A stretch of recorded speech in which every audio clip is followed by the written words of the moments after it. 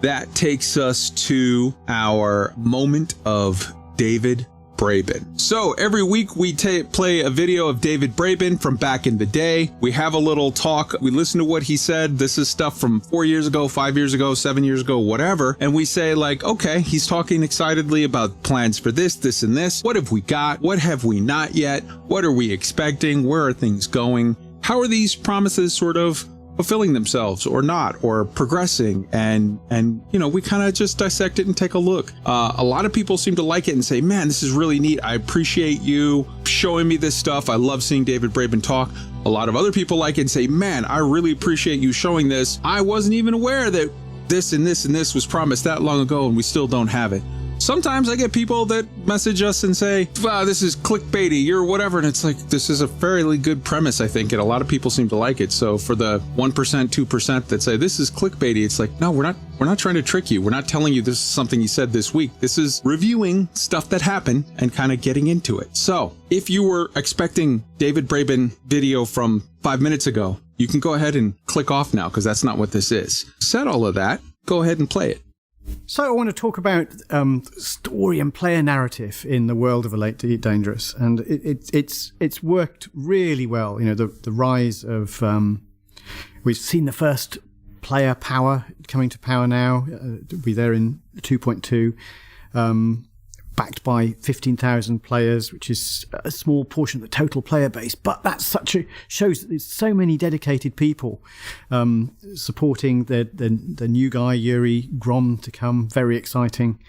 But what it means is how much people care about the different elements of the galaxy. We've seen with Jacques Station, we're seeing people establishing a foothold outside the main human bubble.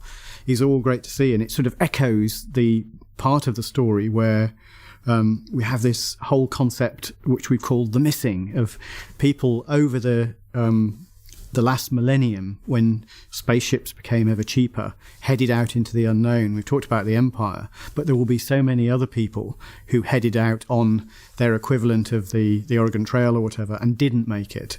You know, where you see people who they may have built some sort of homestead or whatever, but didn't survive long enough. They didn't make that first winter in the terms of the American settlement.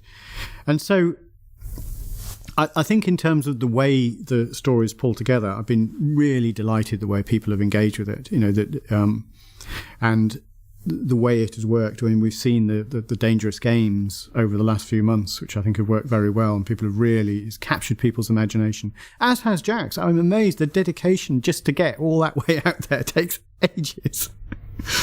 And I thought the Pleiades were quite a way out, you know, and but it's lovely to see so many people engaging with this, and with the wonderful world that actually players are creating as much as anything. You know, this sort of emergent story where people are interacting, people do care about the future, and where, even though it's not sort of initially quite what we expected, the amount of role playing we see going on. And also the other thing is, I typically play as Commander Braben in open, and people are actually, it's really great. You know, I did think originally I would just get killed, and actually that did happen a lot in the beta. I think quite a lot of times on YouTube. But anyway, the point being that people are genuinely they chat. I met some people out on Merope not long ago, you know, and it's just fun to have such a real sense of positivity of community. And I think a lot of those features, you know, people playing in Wings and things like that, have really embraced that. You know, we see these the Distant Worlds expedition, which I think was wonderful, crossing all the way to the other side of the galaxy, which is even more a huge undertaking. And the people who meet up at Sagittarius A star, for those who don't know, is the black hole at the center of our galaxy, which is a hugely long way away from the human bubble. And even the human bubble in Elite Dangerous, which is a huge volume with a huge number of stars and systems, which is where almost all of the game activity takes place, is a tiny little dot on the scale of the galaxy. And so I think that the rise of the player-driven story is wonderful. We're seeing so many people engage with it, whether they're engaging with it just at a local level trading, but we're seeing more people sort of breaking out of that routine, if you like, and starting to engage with the story. That's something I want to see more of. And essentially it's something where we're at the beginning of something. We're going to see a lot more of these things to come. We're starting to see first indications of alien life. And I mean life, we've archaeology to come as well, and species that are long dead. But there's a reason they're long dead, and that will come. And I will even give a slight hint. The reason they're long dead is not...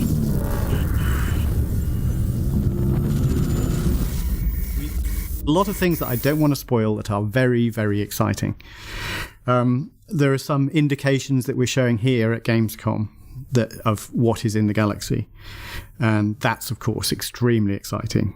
And so it's great fun from our side as well. You know, that and this is why I'm trying not to give out spoilers. Or I mean, there are some things that are slight spoilers, but it is very exciting. And to see how players react to it, to see how players interact when they do make discoveries. You know, I love some of the things that are coming, that are in there, some of the things that are already in there.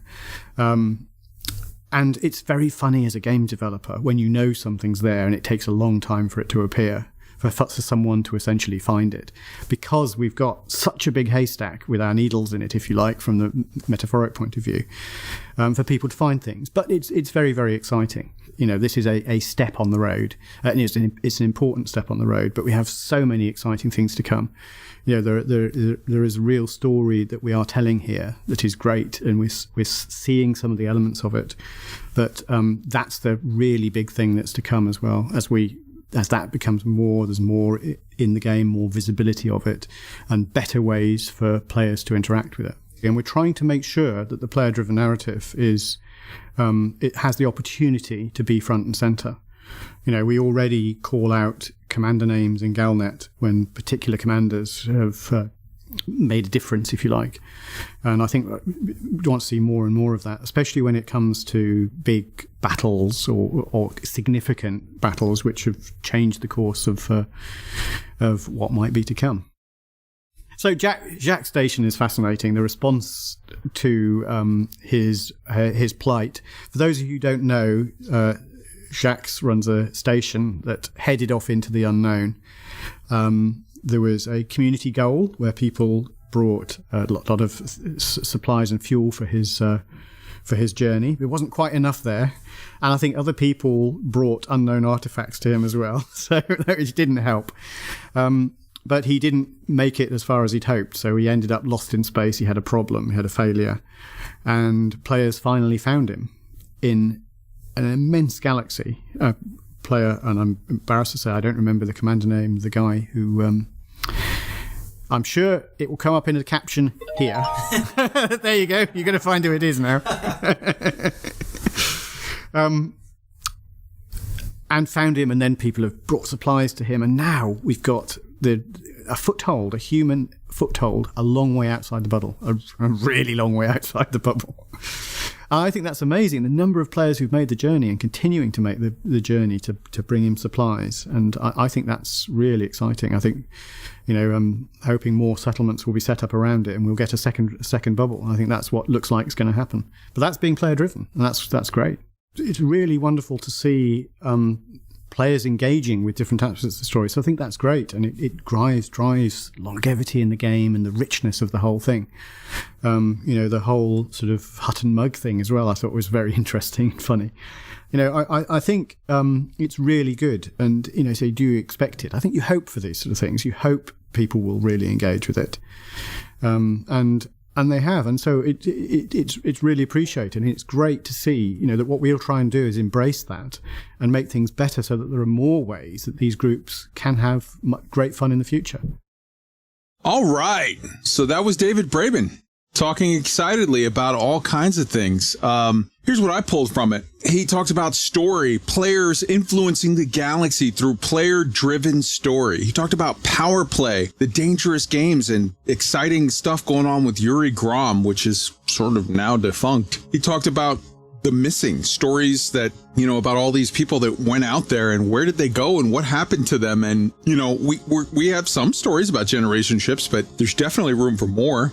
He talked about how tiny the bubble is and how it's sort of our mandate to spread out across the galaxy, and how that exciting that is with the Jock Station and Colonia and all of that. And man, I tell you what, I would like to sign up. Mr. Braben, please. I would like to sign up for your Explorer Corps. I'd like to get out there in the galaxy. Let's drop some player-owned stations and start expanding this bubble. Let's start some CGs and throw out another little Colonia just in you pick the spot. Whatever's good for you is good for me, brother. Just throw a spot out there 20,000 light years in any direction, and I'll start hauling shit. Let's make it happen. He talked about the stuff going on with the Thargoids. And if you noticed, these are a series of interviews that happened from Gamescom back in 2016. And in every one of these interviews, the Frontier team put in a cheeky little thing where as Braben is talking, that's so rude. As Mr. Braben is talking, he definitely deserves the respect. It cuts in the middle. He says like, oh, I'm about to drop a hint. And then like, it cuts in with interference, and then you see a little whatever. And this was all on the eve of sort of them finding Thargoids for realsies and like, what the hell does this mean or whatever. And there were all these tantalizing hints, and that was exciting. They were doing stuff in the galaxy. There was new stuff to find and do that was real and was, as Mr. Braben said, player-driven story, immersive story that was emergent story that was,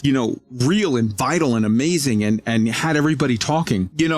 He talks about things being hidden in the galaxy, as I was just saying, stuff for people to find. And exact quote, we want to make sure that the player narrative is front and center in the galaxy. That sounds very attractive to me. I want to play the game that guy is talking about. Let's start and go around the horn and get your thoughts. Roy. I mean, the one that jumped out to me with exploration being one of the things I do the most in this game is like the point about things being hidden in the galaxy and how he has this sort of fun anxiety when he knows there's something out there and he's waiting for people to find it. And for me, that's just like catnip. I mean, I can't imagine that we found all the things he was. I hope that he wasn't just talking about Guardian sites. Like, I don't think it's that simple. I think there's things, this is my headcanon, is there's things still out there. And that's why and I'm sure some others keep looking. And that's what keeps us going. And that's great to hear him say that.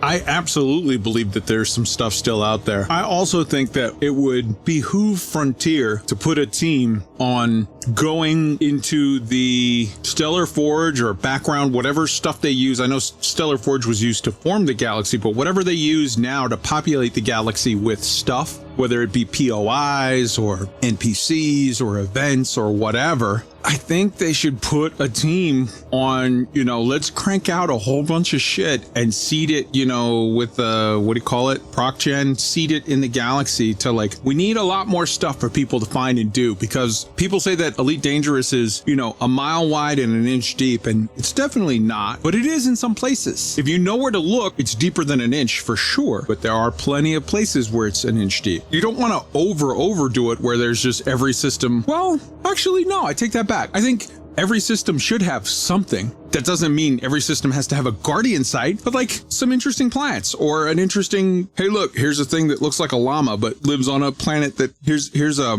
weird situation where you have stuff like you have with Ganymede, where you have interesting planetary effects. Or look at over here with why am I blanking on the name? The moon far out there that has the outgassing. That's the thing that NASA is super excited about now. I want to say Solis, but I know that's wrong. There's a name. Enceladus, where there's weird outgassing where it's just spraying stuff out there. I think every system in the galaxy through ProcGen should have something. It doesn't all have to be Thargoids and Guardians, but it should have something. A rock, a tree, an animal, a weird mineral. Everything should have something. Tweaked, I think you wanted to talk about some story. Let's do it. First, I'd like to agree with you guys. I'd love for there to be more stuff to find out there. Like I've said before, that's the reason I am not an explorer. I do not really enjoy going out in the black looking for stuff because I don't believe there's anything to find other than cool looking planets and nebulas and things like that, which, don't get me wrong, that stuff is great, but I need more. That being said, what year was that video? 2016? Yes, it was 2016. He was so enthusiastic about story and player content, and what happened shortly after 2016, maybe 2 years later? Galnet went away, story went away, all that player content disappeared, and we had to start doing our own thing. Somebody that is that infectious and that passionate, and then for that to still happen, terrifies me, absolutely terrifies me, and it kind of leads into what we've been seeing of late, I think. Fair enough. Orange, Phoenix, hop in. Yeah, I love those videos. The David Braben, making his appearances, the enthusiasm of him and what this project means to him. You can plainly see it the way he is so sort of animated when he's talking about these things. So, I want to see more of that. I want to see more of David Braben talking about his baby, Elite Dangerous and now Elite Odyssey, and a little bit more effort from them. Maybe, like you were mentioning the glitches with the Thargoids just sort of sneaking in there. We're waiting for more stuff like that. And as Tweaked was saying there, we've gone through quite a dip of nothing. Now Odyssey's here. Now's the time to really see all this start to come back, and make use of the new news or beginnings of Odyssey. And can I point out, I think it's a subtle, but I think an important distinction. In 2014, 2015, 2016, you were seeing David Braben talking excitedly in detail about the things that he and the team were doing with Elite. Now you are seeing David Braben show up every once in a while, and when he does, he's doing a very classy, very British sort of like, hey, I want to congratulate the team on the success of this thing that they put out. It's sort of a form letter of like, hey, congratulations on the team for doing this, whatever. And it's a similar sort of form letter to the ones that you see of, hey, congratulations to the team for the fantastic, you just added a snow leopard and a penguin or whatever to Planet Zoo. And hey, congratulations to the Jurassic Park team for adding these 3 new dinosaurs. It's sort of the form letter version, whereas what we got before was more the, I am super excited for the stuff that I'm doing. And I know, in fairness, like the man has to sort of, he has to be the big boss now and he's got more whatever. But I miss those days where he had his hands in the dirt and was actually out there planting stuff that we could enjoy seeing grow. That's just a selfish comment on my part, but whatever. Flaps, do you have anything you want to add to this one? Just really that, I totally agree with what you guys said. It is good to see Daddy Braben coming out and sort of talking about stuff. But like, if that's 2016 and we're in 2021 and the biggest launch that we've ever had, we do need to see more and more and more of Daddy Braben. And as you said, he needs to get his fingers back in the pie.